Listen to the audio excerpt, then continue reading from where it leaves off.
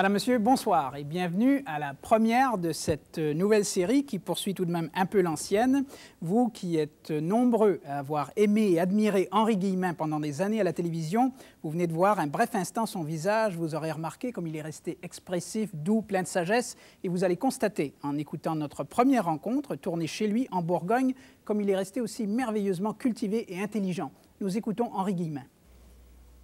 Henri Guillemin, nous sommes ici à Bray, en Bourgogne, chez vous, et je retrouve tout à fait, 20 ans après le fait, cette impression que j'avais quand je vous regardais à la caméra. La seule différence, c'est que vous devez me regarder, vous ne pouvez plus regarder la lentille. Je retrouve cette passion qu'il y avait chez vous.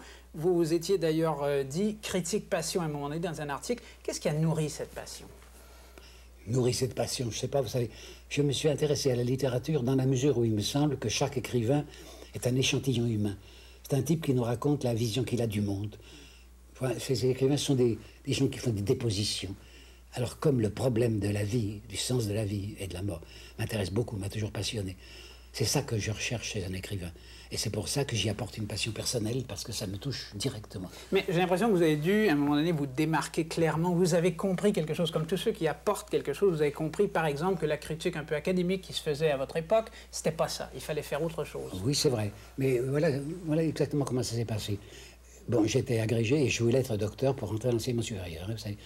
Alors, il fallait que je trouve un sujet de thèse. Bourguignon, je me suis dit, je vais travailler sur Lamartine. Et je me suis aperçu que ce qu'on m'avait raconté sur Lamartine, c'était rempli d'erreurs. Qu'on vivait sur des images préconçues et fausses. En particulier quand on nous dit que c'était un monoliniste suave, ou quand on nous dit que politiquement c'était un poète égaré dans la politique. Je me suis aperçu que ce n'était pas vrai. J'ai travaillé 8 ans, vous entendez, 8 ans à cette thèse. Et c'est là que je me suis aperçu que la littérature était à revoir. Parce que écolier, on nous avait bourré le crâne. Et puis après, quand je suis passé à l'histoire, je me suis dit, mais en histoire, c'est la même chose. Nous vivons sur des idées acquises qui sont souvent des idées fausses.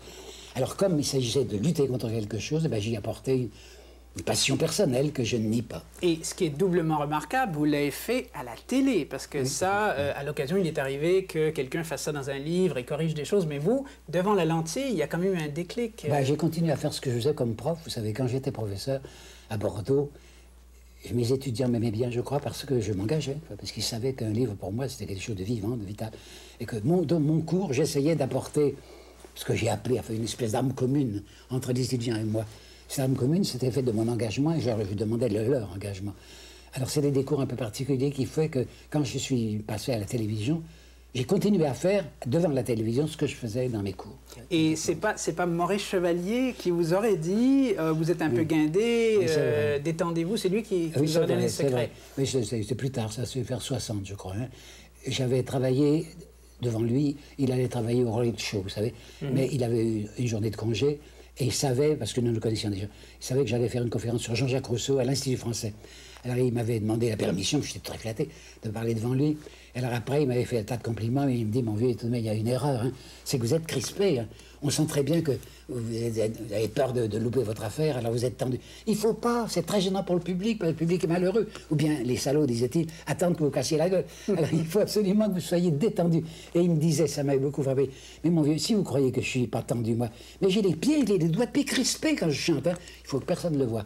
Mais je ne vous demande pas, vous n'êtes pas un saltimbanque de faire des galipettes, mais je vous demande de trouver une formule qui ne donne pas l'impression aux gens que vous êtes si malheureux. C'était pas que j'étais malheureux, mais c'est vrai que j'étais tendu. Alors il m'a donné quelques trucs, enfin mettre ma main dans la poche, me déplacer légèrement. C'est vrai qu'il m'a donné des trucs pour paraître moins tendu. Mais je le suis toujours au fond. Mais il vous a donné de bons conseils parce que moi je m'en suis jamais rendu compte. Et quand j'ai lu dans le dossier que vous avez commencé, officiellement on dit en 62, donc à 59 ans, en fait vous dites que c'est un peu avant, mais tout de même à 50 ans, commencer à faire de la télé, c'est... Ben, je suis habitué tout de suite. Enfin, j'ai jamais été intimidé par la télé, jamais. J'étais aussi tranquille qu'avec mes étudiants. Et vous vous rappelez, vous avez fait un passage au Canada qui a été pour nous très remarquable. Grand souvenir pour moi, vous savez, c'était en 66 et 67. Je travaillais à la Comédie Canadienne, il y avait beaucoup de monde. Je me rappelle le jour où j'avais annoncé l'affaire Dreyfus. On a refusé de monde, paraît-il. Enfin, j'étais très content, quoi. Et ça marchait 100%. Alors j'étais très heureux de sentir ça. Il y a un contact quoi, entre l'auditoire et moi. Et est-ce qu'il n'y a pas un paradoxe? Vous disiez tantôt que votre point de départ, ça a été de voir que bon, il y avait des idées reçues, par exemple, sur Lamartine, il fallait corriger, il fallait aller aux sources. Quand on lit vos livres, on peut toujours se dire il y aurait une autre lecture à faire des faits, mais on doit se dire les faits sont là, les citations sont là. Et pourtant, ceux qui vous ont attaqué, c'est au nom des faits, les pharisiens, si je puis dire, ce sont les grands spécialistes qui disent ah, dans tel et tel domaine, Robespierre ou autre chose, il n'a pas compris, il a oublié ci ou ça. C'est un paradoxe. Je ne me rappelle pas qu'on m'ait pris en faute pour des erreurs historiques, je ne me souviens pas. Sauf les interprétations, oui, mais les erreurs historiques, je ne crois pas que personne me les ait reprochées. Récemment, oui, dans l'Observateur, quelqu'un a parlé de mon Robespierre en m'attribuant une idée de Robespierre qui n'est pas la mienne. Parce que j'avais mis sur mon titre même Robespierre, politique et mystique. Et politique et mystique, c'était dans ma pensée, j'ai déjà expliqué l'idée de Péguy, vous savez, qui disait toute mystique dégénère en politique. Et j'entendais bien une mystique républicaine. Et Péguy, quelquefois faisait des fautes de français exprès, avait dit la mystique républicaine, c'est quand on se faisait tuer pour la République. Et bien, tout ce que je voulais expliquer, c'est que Robespierre, c'est un homme qui s'était fait tuer pour la République. Et ce critique dont je vous parle, il s'appelle M. François Buret, a écrit un article très méchant en disant mais il veut nous persuader que Robespierre était un mystique, comme Saint-Jean de la Croix. Mais jamais, jamais. C'était une erreur d'interprétation que je crois plus ou moins volontaire et qui m'a peiné. Mais si je vous pose la question au sujet des spécialistes qui, particulièrement à l'occasion vous attaquent, c'est pas parce qu'ils ont raison, c'est parce que j'ai l'impression qu'ils sont un peu jaloux de votre succès. Ah, mais non, ne croyez pas ça. Simplement, je ne suis pas très bien vu des professeurs d'histoire parce que je ne suis pas un agrégé d'histoire. Je suis agrégé des lettres. Alors on trouve qu'en histoire, je suis un amateur. Mais je vous assure que je travaille bien. De même qu'en histoire littéraire, j'essaye de travailler sur des faits. Avant d'écrire un livre d'histoire, je me renseigne, je fais des recherches. J'ai mis 5 ans à travailler sur le Robespierre. Et je le crois assez invulnérable du point de vue de la documentation. Et là, vous publiez bientôt un parcours. Ah, c'est autre chose. Parcours, chacun a envie de parler de soi, mais je ne veux pas, justement, parce que je m'intéresse, moi, à mon passé, que tout le monde fasse semblant s'y intéresser. Alors, mon passé ne m'intéressa pour le public que dans la mesure où il m'a mis en rapport avec des gens intéressants. Alors, je parle de mes grandes rencontres, et des rencontres quelquefois plus petites. Enfin, par exemple, Étiamble, j'ai un souvenir d'une rencontre avec Étiamble inoubliable, et d'autres. Mais les grandes rencontres, ça a été Marc Sangnier, vous savez, qui était l'homme qui m'a formé, quoi. Oui. Et deuxièmement, ça a été Mauriac, par lequel j'ai été lié de 1925 à sa mort. Puis Claudel, 12 années d'amitié. Et puis Maurice Chevalier, dont vous parlez, avec une amitié profonde. J'ai plus de 100 lettres de lui.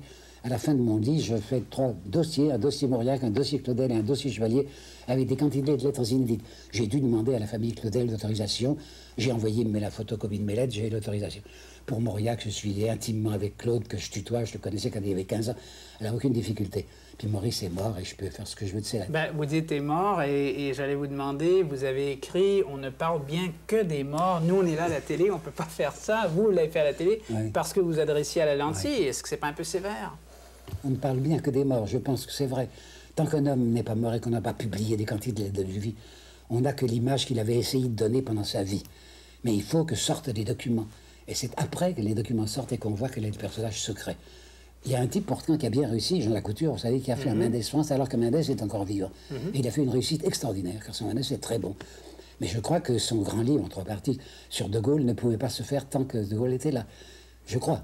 De même, je l'aime bien, Lacouture, du reste, sur mes parents du côté de ma femme. Et il y a quelques mois, je le voyais, il paraît que vous faites un Mitterrand. Il m'a dit, mais non, Mitterrand est vivant. Je lui dis, mais ah non, c'est un cas particulier. Mais vos intuitions sur les gens que vous avez connus vivants, elles sont très bonnes. Ce Mitterrand, vous l'avez connu. Camus, j'ai des gens pour qui vous avez moins d'admiration, vous avez des intuitions... Camus, je l'ai à peine connu.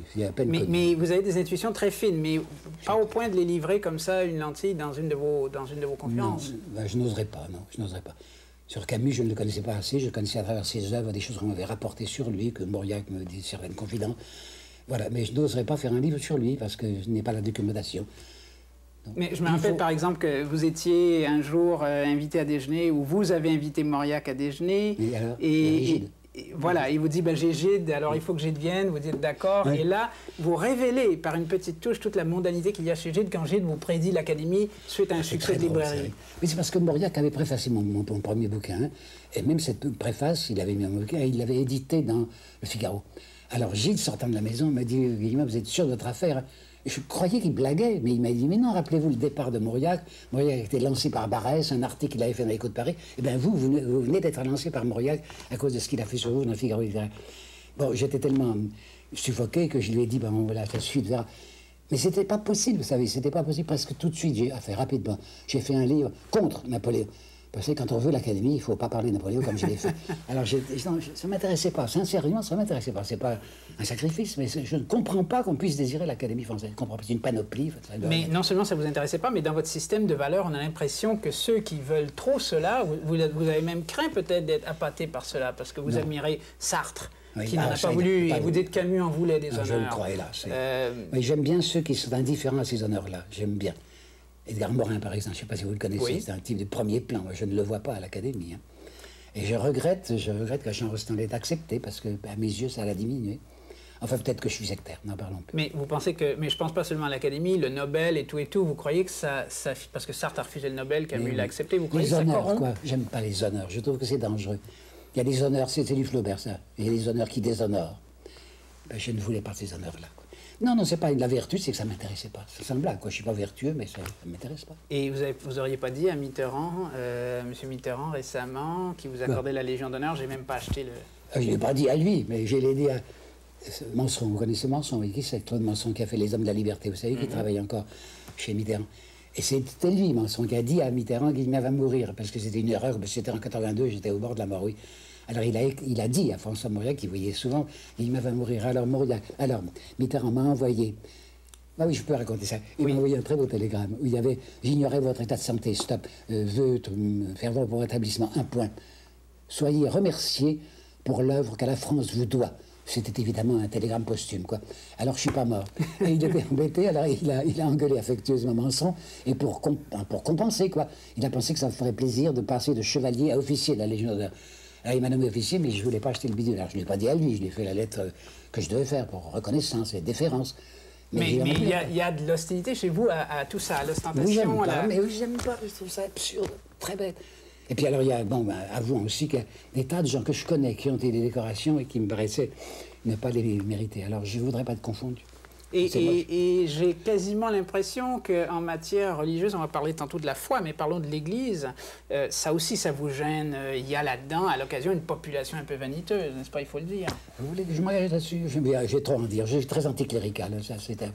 J'essaye d'être chrétien, catholique un petit peu, mais les curés, enfin, le pape... Un certain type de curé. Oui, un certain type, parce qu'ici où nous sommes, hein, il y a un curé formidable que j'adore, parce que c'est un prêtre ouvrier. Il est à la retraite maintenant. Vous n'imaginez pas ce que c'était ce type. Il se levait tous les matins à 4 heures, il faisait sa petite messe devant personne. Et puis il allait travailler, puisqu'il était aux forêts. Il travaillait, pour qu'il savait, jusqu'à midi, quoi. Puis l'après-midi, il était curé. Ça veut dire qu'il était à la disposition de tout le monde.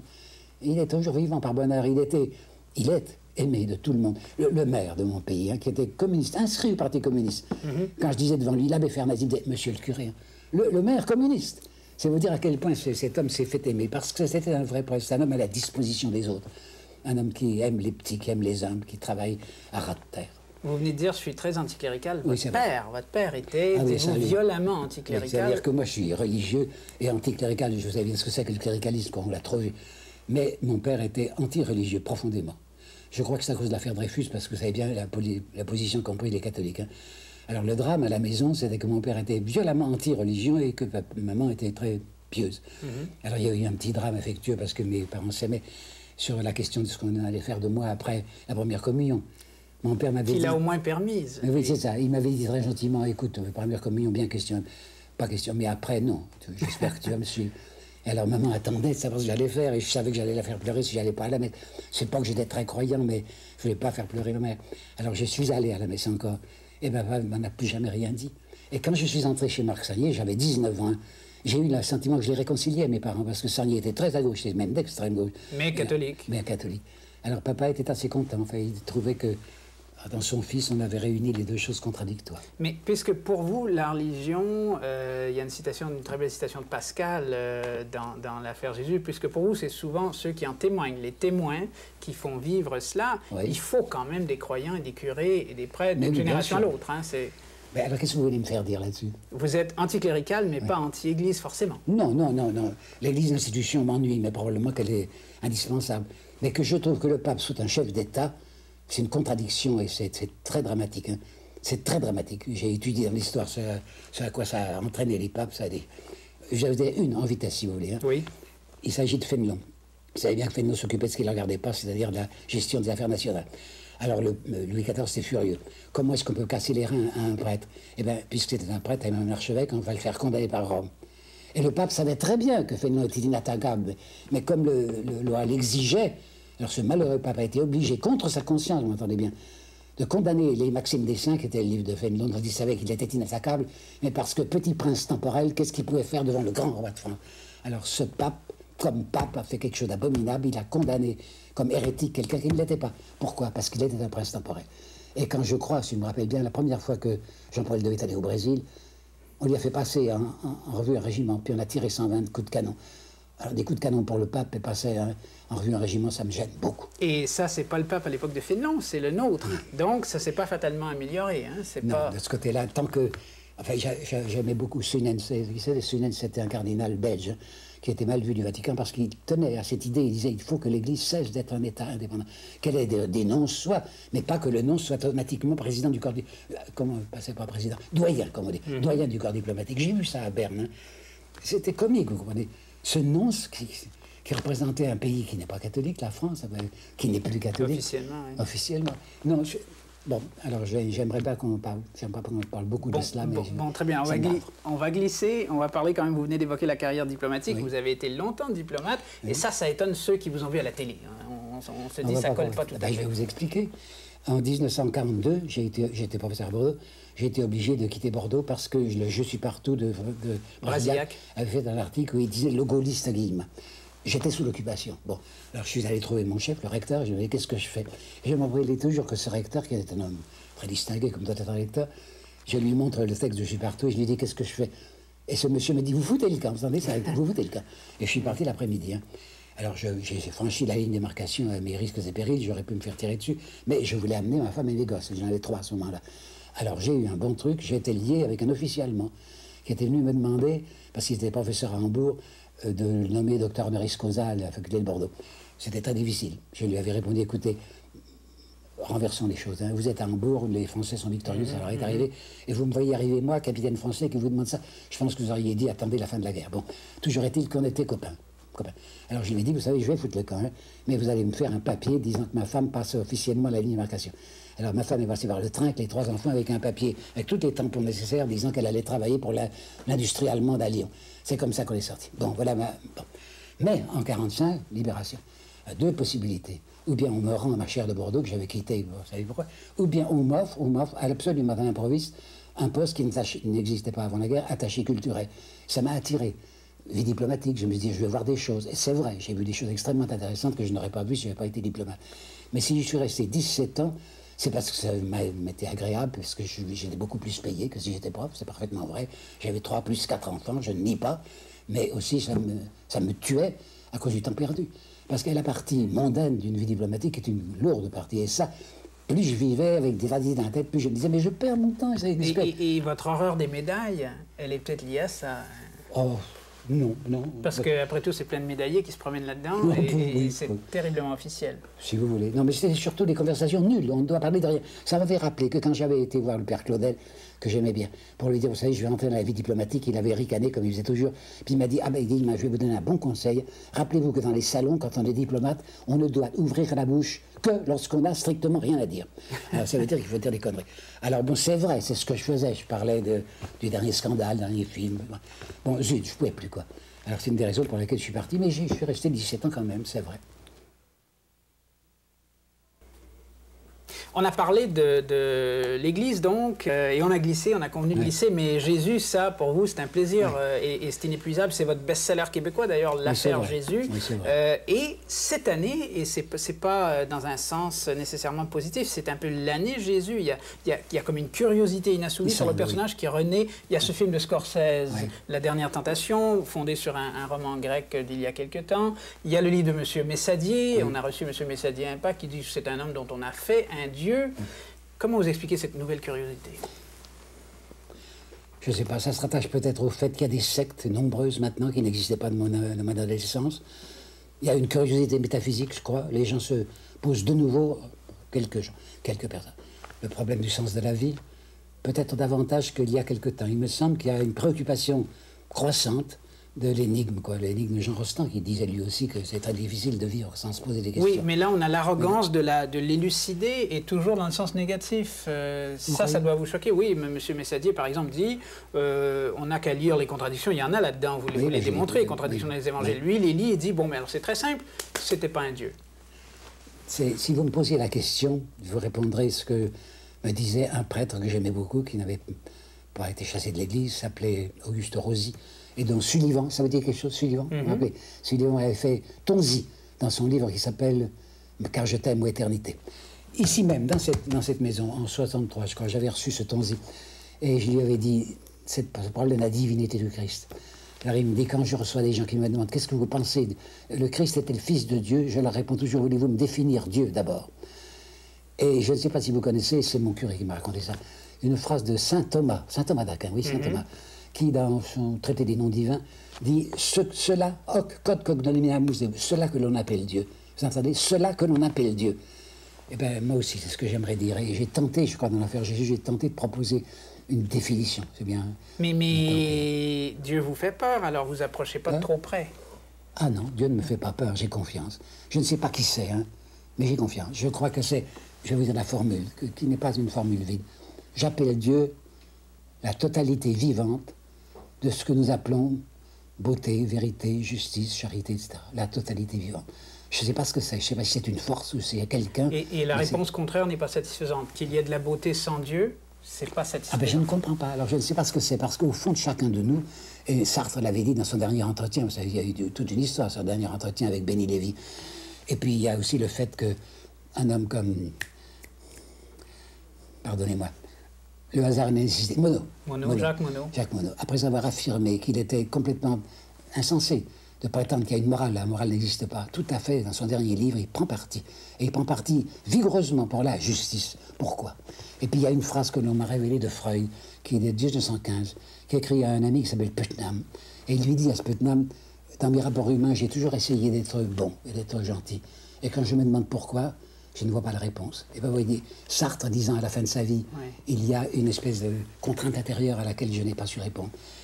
L'autre, Monod, qui dit, j'ai fait une option. Mais là, vous êtes en train de rater bien du monde, vous vous rendez compte? Oui, mais oui, je sais très bien, beaucoup de monde, parce que je dis que si on a au fond de nous une préférence essentielle pour ce que l'on appelle le bien et le beau, cette préférence essentielle représente quelque chose. C'est ce quelque chose que j'appelle Dieu. Et vous semblez dire ceux qui sont appelés à une grande créativité, une grande liberté, parce que Freud aussi, j'imagine, vous l'admirez, c'était un esprit qui a beaucoup créé. Fatalement, ça va mener à ça, parce que les autres, comme Gide, par exemple, qui ne se sont jamais éveillés de ce côté, pour vous, c'est un peu aussi des esprits éteints, hein? Je trouve que Gide était insubstantiel, vraiment. Je l'ai un peu vu dans les dernières années de sa vie. C'était un pauvre type vidé, vous savez, il n'y avait plus rien. Il n'y avait qu'une petite préoccupation qu'il y avait, c'est-à-dire son petit spasme particulier. Mais vraiment, c'était un homme vidé, un homme fini. Eh bien, je crois qu'un type comme Jean Rostand n'a jamais été un homme vidé. C'était un homme incroyant, mais pour lequel il y avait une préoccupation métaphysique. Eh bien, la préoccupation métaphysique, pour moi, c'est essentiel. Mais on se rapproche de la misère de l'homme sans Dieu pascalienne. Oui, c'est vrai. Pascal, pour moi, a beaucoup compté. Je ne dis pas qu'il m'a converti, j'étais déjà... Enfin, vous savez mon histoire, quoi. J'ai été traditionnellement catholique, puis après, je le suis devenu profondément grâce à ce Marc Sarnier que j'ai nommé la dernière fois. J'ai vu, puisque j'étais dans ce cadre particulier, j'ai vu pendant 2 ans, puisque je vivais avec lui, ce que c'était qu'un chrétien, enfin un homme pour de bons chrétiens. Puis ici, je vois quelqu'un qui est un chrétien, ce petit curé dont je vous ai parlé. Alors, c'est le contact avec un certain nombre de chrétiens qui vivent leur foi, qui m'a ancré d'une manière définitive dans quelque chose que je ne lâche jamais. J'ai plus le temps de lâcher, je suis trop vieux. Mais j'avais pas du tout envie de lâcher, hein, parce que mais c'est pas, comment dire, c'est pas une loyauté ou une fidélité là, comme une institution. C'est plus que ça. Une institution, ça m'intéresse pas beaucoup. Je trouve qu'elle est indispensable peut-être, mais encombrante. Non, au fond de moi-même, c'est la conviction que je suis en rapport mystérieux avec quelque chose qui m'a créé et que je vais rejoindre. C'est pour ça que la mort, qui est proche certainement pour moi, ne me fait absolument pas peur. Vous savez, je me dis toujours, s'il n'y a rien, je ne serai pas déçu, parce que mon cerveau sera décomposé. S'il y a quelque chose, ça sera passionnant. C'est le pari pascalien à nouveau. Oh non, Pascal, c'était pas ça. Son pari était assez moche. Non, le pari Pascal me plaît pas. Vous savez, il dit, on a toujours intérêt. C'est plus voilà. C'est pas vrai, il n'y a pas d'intérêt. Pour moi, je dis simplement qu'il y a toutes les chances pour qu'il existe quelque chose qui soit passionnant de l'autre côté de la vie. Ça, c'est vrai. Et votre calcul, si je puis dire, ou en tout cas, pas votre pari, mais enfin votre explication de la résurrection du Christ m'a fasciné, parce que écoutez, là, ça m'a fait penser un peu à Messager. Vous dites, on ne saura jamais le fin mot, ça me paraît... mais pourquoi des gens seraient-ils morts? Et encore une fois, Pascal, je crois les témoins qui sont prêts à mourir. Il y a deux choses. Il y a deux choses. Premièrement, le fait, et vous savez, ça c'est certain, qu'au moment de la crucifixion, les apôtres ont été tous découragés, en disant, on s'est tous gourés, et lui aussi, quoi, parce que s'il était Dieu, il serait descendu de sa croix. Ces types c'est à zéro, quoi. Ils étaient en plus très effrayés, ils s'enfermaient dans la chambre en disant, on va être arrêtés. Et vous savez bien, c'est vrai, quoi, que quelques mois plus tard, ces types seront gonflés au point de se promener dans tous les ports méditerranéens en se faisant tuer plutôt que de dire, on ne l'a pas vu. On l'a vu. Ben quoi, qu'est-ce qu'il arrête arrivé? C'est pas des menteurs, hein. Mais là, je vais essayer, on ne peut pas choquer Henri Guillemet, je vais vous dire ce que dit Messadier. Qu'est-ce qu'il a dit? Il dit, il fallait une semaine sur la croix pour mourir, ses amis l'ont descendu de croix en soirée, et celui qui a été vu par la suite, c'était un homme vivant, dont on perd la trace. Qu'est-ce que ça vous laisse bouche bée ou... Oui, parce que je ne comprends pas. Enfin, certainement pas, il est descendu de la croix, il a réellement été enterré, on l'avait mis dans les bandelettes.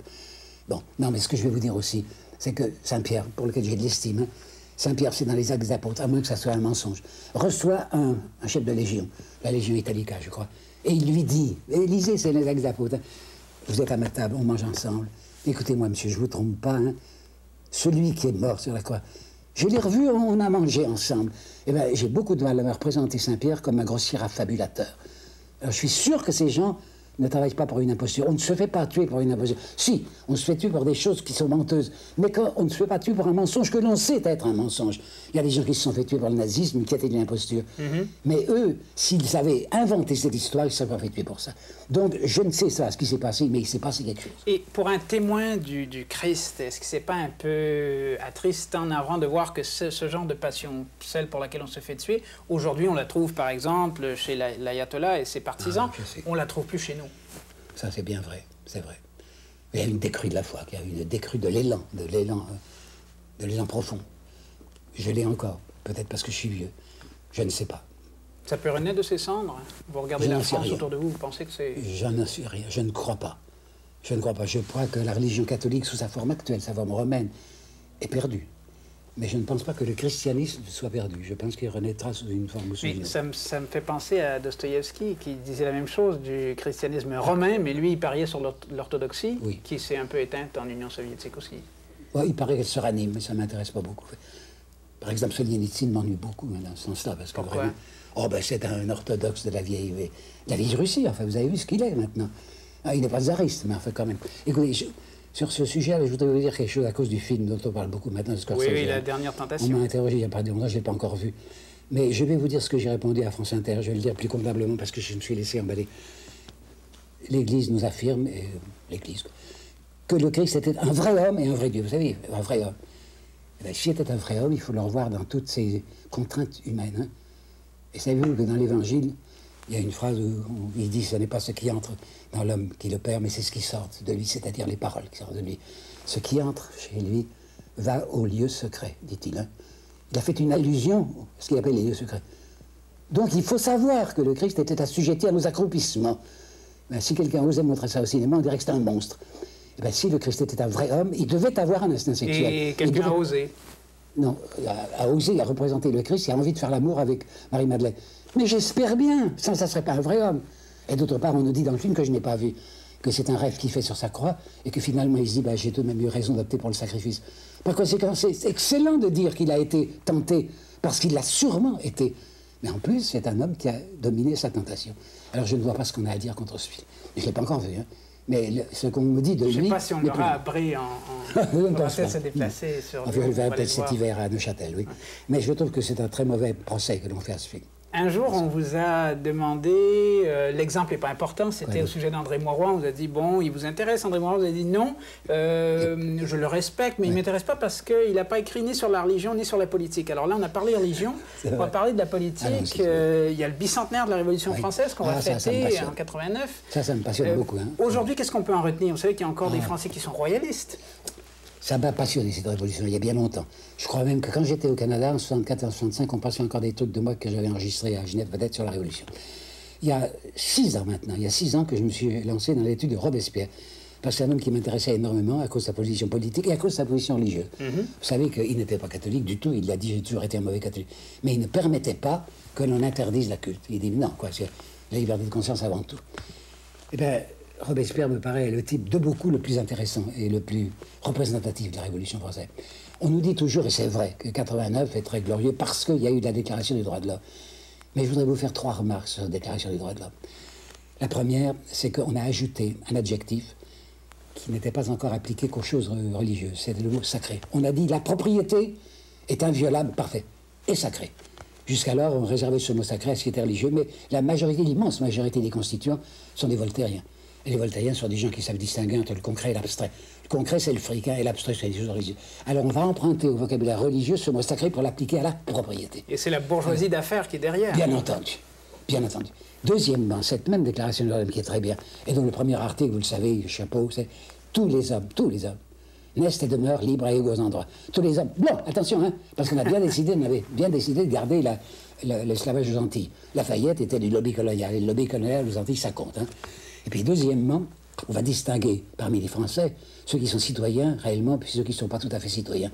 Et comme dira Robespierre, qui disait toujours des choses qu'il ne fallait pas dire, enrichissez-vous par n'importe quel moyen, c'est comme ça que vous ferez les citoyens, puisqu'on a distingué les citoyens en passifs et actifs, et distinction sur le fric. Hein.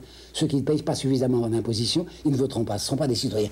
Alors c'est ça qu'on appelle la légalité. En plus, la garde nationale, tout le monde y était entré pour la prise de la Bastille, mais peu à peu on va faire sortir de la garde nationale ceux qui n'ont pas le droit d'avoir un fusil, c'est-à-dire les pauvres. Ce fusil hein, dans les mains des pauvres, ça se fait pas. Et tout ça prépare Napoléon. Ah, bien entendu, et comment? Et puis j'ai même découvert quelque chose de plus. C'est tout récent dans ma pensée, je ne crois même pas que l'avoir dit dans mon bouquin.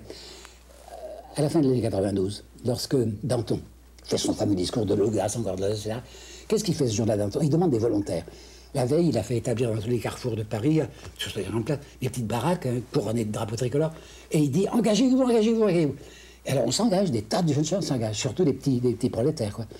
Eh bien, Roland, qui va être ministre de l'Intérieur, le félicite et lui dit c'est pas tant ce que vous avez fait parce que vous avez débarrassé Paris, vous avez allégé Paris de tous ces petits jeunes gens qui étaient très redoutables.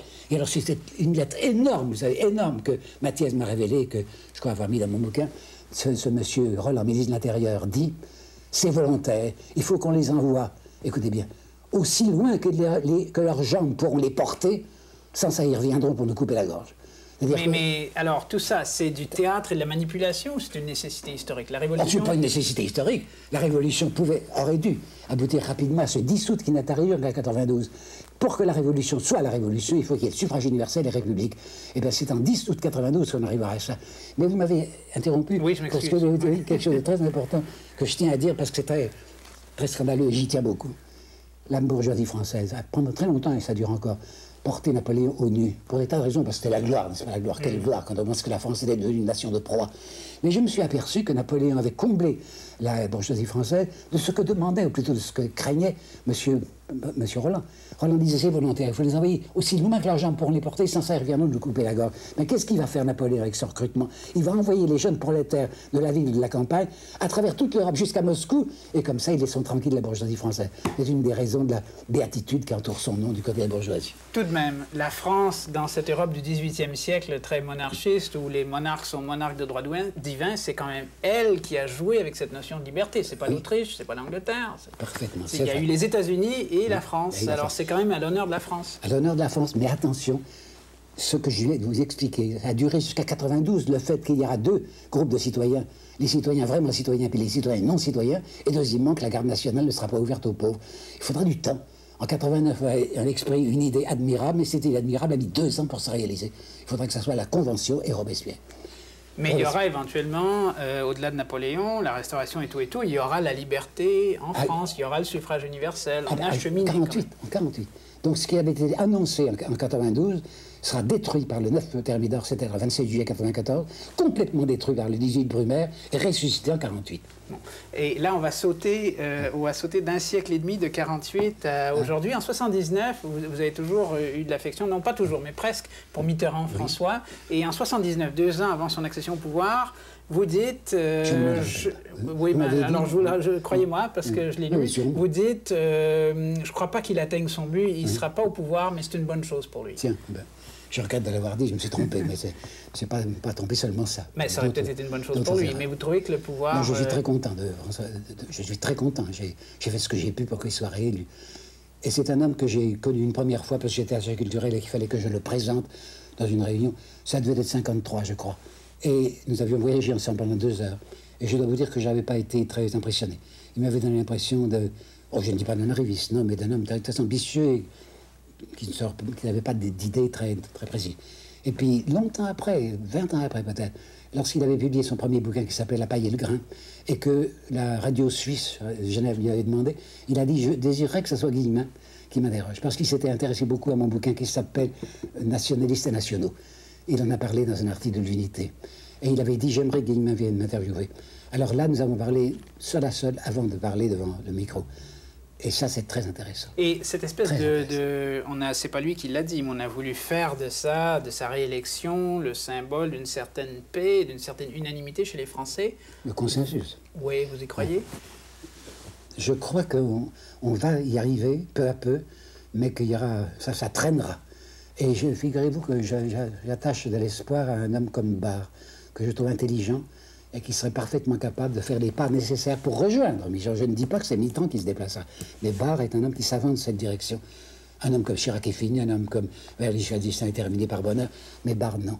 Et du côté de M. Barre, il y a peut-être la possibilité d'un centre intelligent, d'un centre qui se rapprochera de la gauche et qui donnerait une stabilité à la France, mais pas encore maintenant.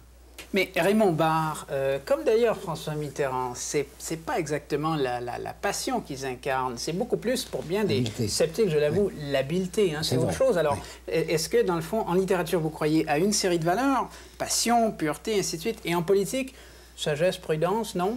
Non, pas seulement ça, je la trouve intéressante et utile, la sagesse et la prudence.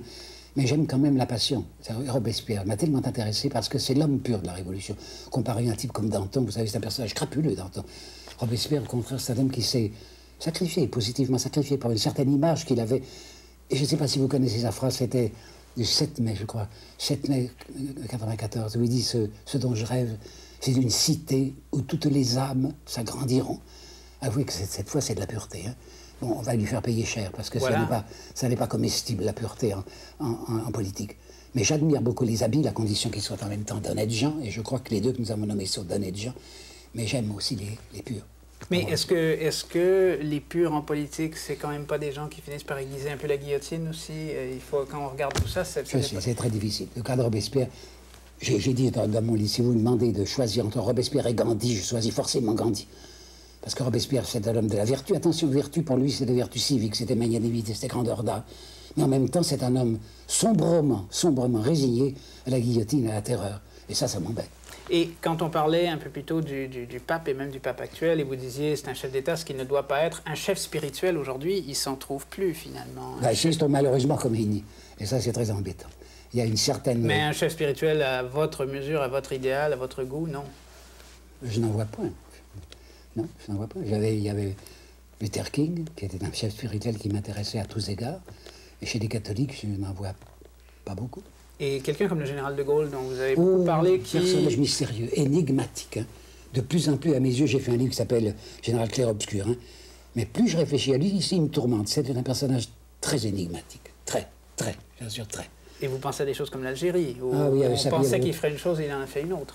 Oui, il y a ça. Et puis, enfin, il était capable de dire des choses contradictoires à tellement peu de différences. Le 24 mai et le 30 mai 68, il dit deux choses positivement antithétiques.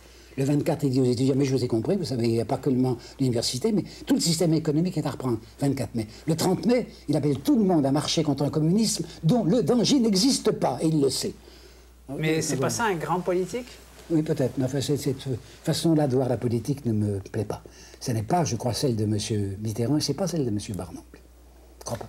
Et je voudrais vous demander, parce que là, je vois derrière vous Victor Hugo. On ne pourra pas parler d'Hugo, on n'a pas le temps, hélas. Mais Hugo, c'est la force, c'est la puissance. Et de vous, il se dégage aussi énormément de puissance. Mais vous avez quand même écrit que vous aviez des inquiétudes. C'est étonnant pour votre spectateur de penser que vous avez, à l'occasion, des inquiétudes.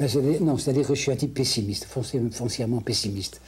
Il nous est arrivé dans notre vie, ma femme et moi, d'avoir un grand drame. Un enfant qui est mort. Et depuis, je m'attends toujours au pire. Hein, je m'attends au pire. Donc, il ne faut pas demander une prévision optimiste de l'univers. Ma prévision est plutôt pessimiste, c'est vrai, mais j'en ai un peu honte, c'est vrai. Pas pour ma vie personnelle, hein, mais pour la France et pour le monde, je crois que ça va très mal. Mais il est peut-être possible que vous ayez tellement produit parce que vous êtes un peu comme ça, inquiet. Peut-être, oui. Je suis un homme complexe, c'est évident, comme tout le monde. Et ce que Maurice Chevalier vous avait dit de faire devant la lentille, vous l'avez peut-être fait dans la vie. J'ai tenté, j'ai essayé de travailler de mon mieux, quoi. Je suis assez content de ce que j'ai fait. Mais ce que je veux dire, c'est l'œuvre a peut-être pas ressemblé à ce qui se passait en dedans, tout à fait. Ça, c'est vrai, c'est vrai, c'est parfaitement vrai. J'ai essayé que mon œuvre soit une œuvre d'optimisme, alors que je ne le suis pas foncièrement. Mais je ne veux pas laisser une trace mauvaise. De même, quand on a dit que j'étais un iconoclaste, c'est pas vrai. J'ai fait 3 livres hostiles, très hostiles contre Napoléon, assez hostiles contre Alfred Duvigny à cause de sa politique, et assez hostiles contre Benjamin Constant. Mais tout le reste de mon œuvre est une défense et illustration de Zola, de Lamartine, de Flaubert, de Rousseau, etc. Bon, alors restons dans le pour, et Henri Guillemin, pour faire plaisir à nos spectateurs, vous pouvez une dernière fois vous adresser à la lentille. Eh bien, je crois qu'on a gardé de moi un souvenir au Canada, et ça m'émeut beaucoup. J'aurais, c'est vrai, travaillé longtemps, soit par écrit, soit par mes bouquins, soit par mes livres, soit par mes œuvres de radio. Je voudrais que cela ne soit pas entièrement perdu, et je m'appuie sur un texte de Pascal qui est peu connu et que j'aime bien. Pascal dit « Toute la mer monte pour une pierre qu'on y jette ». Henri Guillemin, merci.